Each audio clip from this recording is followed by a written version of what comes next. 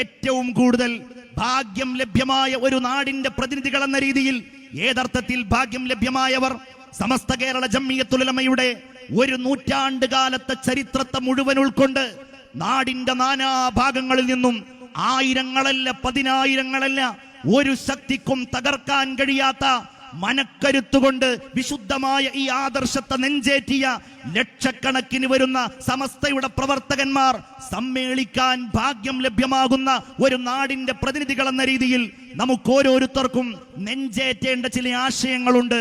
അതിലൊന്ന് നമ്മുടെ വിശ്വാസത്തിന്റെ, നമ്മുടെ ആദർശത്തിന്റെ, ഔന്നത്യത്തിന്റെ ആ ഗരിമയാണ്. അത് ഹൃദയത്തോട് ചേർക്കാൻ നമുക്ക് കഴിയണം. അതോടൊപ്പം നമ്മൾ ഈ നാടിനെ സ്നേഹിക്കുന്നവരും ഈ നാട്ടിൽ ജീവിക്കേണ്ടവരും ഈ നാട്ടിൽ പിറന്ന് ഈ നാടിന്റെ വായുവും വെള്ളവും പരസ്പരം പങ്കുവെക്കേണ്ടവരും ഈ നാടിനെ സ്നേഹിച്ച് ഈ നാടിന് വേണ്ടി അധ്വാനിക്കേണ്ടവരും ഒരാൾക്കും സംശയമില്ലാത്ത രീതിയിൽ ഈ നാട്ടിൽ തന്നെ മരിച്ചു പോകേണ്ടവരുമാണ്. അതുകൊണ്ട് അതും നമ്മളുടെ ഹൃദയത്തോട് നാം ചേർത്ത് വെക്കേണ്ട കാര്യമാണ്.